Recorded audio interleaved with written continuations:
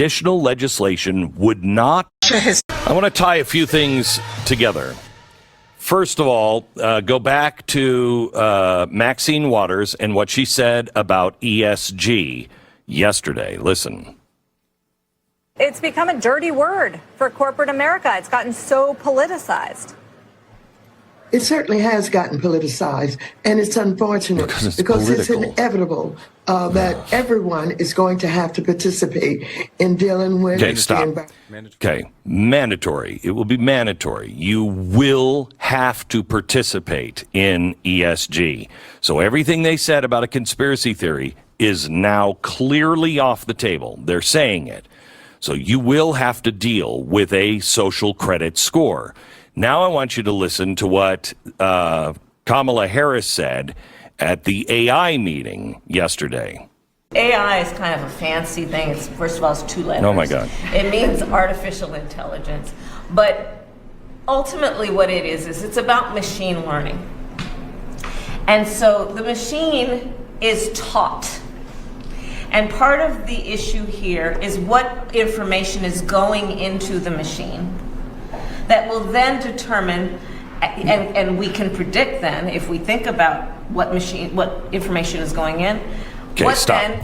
What she's saying here is that we're going to teach AI about ESG.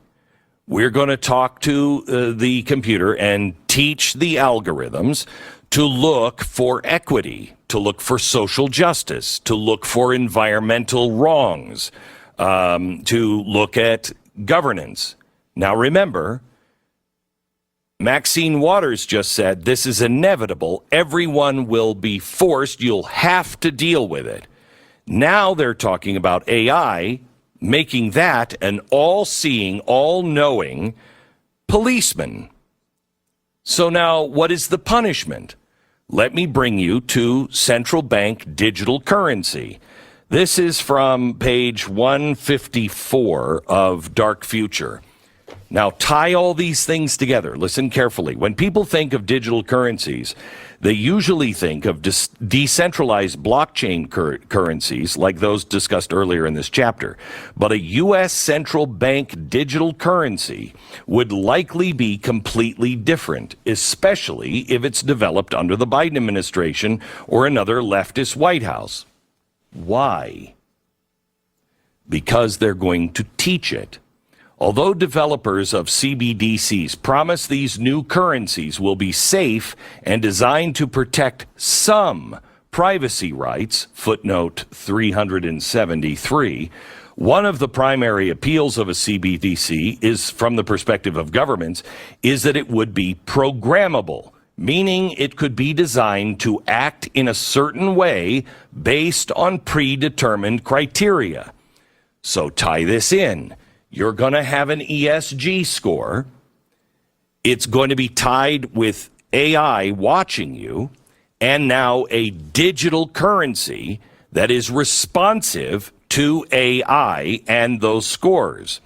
A programmable central bank digital currency could be designed so it could only be utilized for certain kinds of purchases, or so that it has limits on the amount of times it can be used to buy certain goods or products.